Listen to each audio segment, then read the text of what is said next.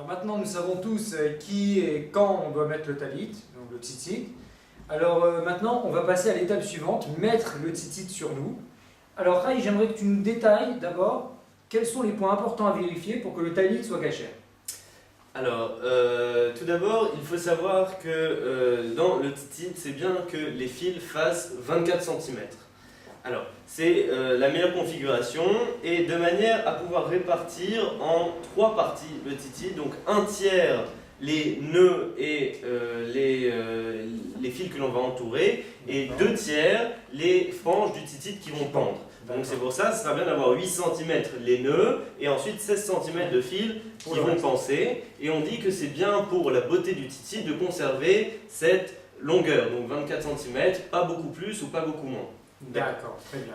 Par ailleurs, juste une petite chose, il est très important qu'il y ait toujours 8 fils dans le tzitzit. Donc à chaque coin du tzitzit que pendent 8 fils à ce niveau.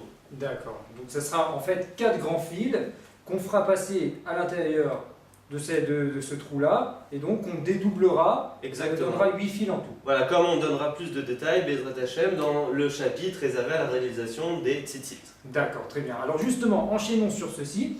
Il arrive souvent que les fils de tzitzit se craquent. Et ça arrive aussi qu'à ce niveau-là, c'est-à-dire tout au début du tzitzit, on ait un fil, donc des 4 fils d'un des deux côtés, soit craqué comme ceci. Alors là, c'est un gros problème, Jonathan.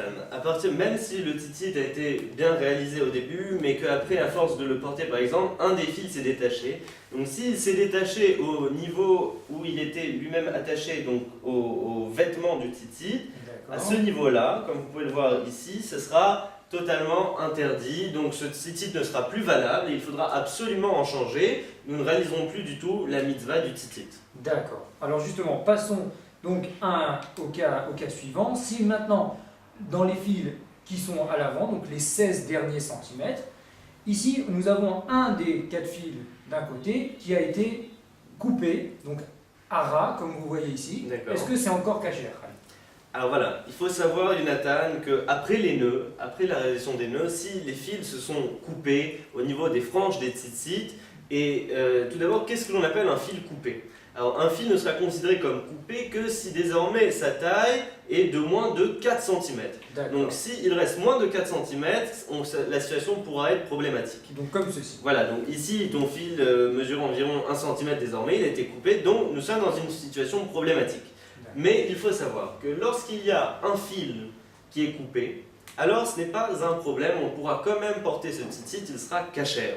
Pourquoi? Car comme on l'avait expliqué, nous avons en fait, les tzitzit sont composés de 4 demi-fils. Et donc malgré qu'un des demi-fils soit coupé à cette extrémité, il pendra forcément de l'autre côté. Et donc à un moment, il pendra bien de 4 cm. Donc si un fil est coupé, au niveau des franges, ce sera toujours cachère.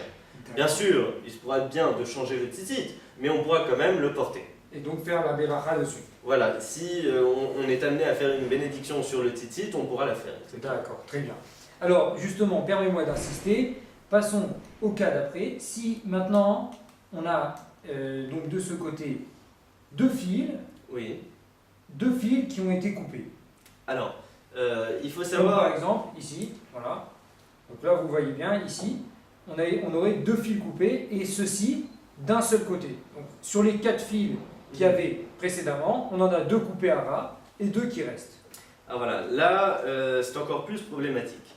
Et il faut d'abord une petite introduction, et comme nous allons le voir dans le chapitre réservé à la réalisation des tzitzit, il y a 2 manières de réaliser un tzitzit. Il y a une manière où, dès le début, nous allons isoler 4 fils d'un côté et 4 fils de l'autre. Si cette règle a été respectée, comme vous allez le voir plus loin, Bezrat Hashem, alors, si 2 fils sont coupés du même côté, ce tzitzit sera quand même cachère, puisqu'on sait très bien que ce n'est pas le même fil qui a été coupé aux 2 extrémités, le même fil qui a été ensuite séparé en demi-fils qui n'a été coupé, donc ce sera cachère. Si par contre, comme je le vois, tu nous avais préparé un tzitzit dont les 2 fils ont été coupés donc à moins de 4 cm et un de chaque côté des 4 demi-fils, voilà, comme c'est le cas ici, on voit qu'il y en a 3 et 3 maintenant, 3 à gauche, 3 à droite. Alors dans ce cas-là, ce ne sera pas cachère, car on a peur que ce soit le même fil qui soit coupé aux deux extrémités du titit, et donc dans un tel cas, ce sera interdit de le porter. Donc si on veut résumer un petit peu la situation, dès qu'un fil a été coupé au niveau du premier nœud, alors le titit n'est plus cachère, il faudra absolument en changer. Si un fil a été coupé au niveau des franges et donc il lui reste moins de 4 cm, ce n'est pas un problème. Si deux fils ont été coupés, alors ça dépend. Si si deux fils du même côté ont été coupés et que la règle a été respectée, ce n'est pas un problème. Si deux fils sont coupés mais que la règle n'a pas été respectée, ou alors un dernier cas, si un fil de chaque côté a été coupé, d'accord? Alors donc même si la règle a été respectée, dans ce cas-là, le titit n'est plus cachère, il faudra en changer absolument.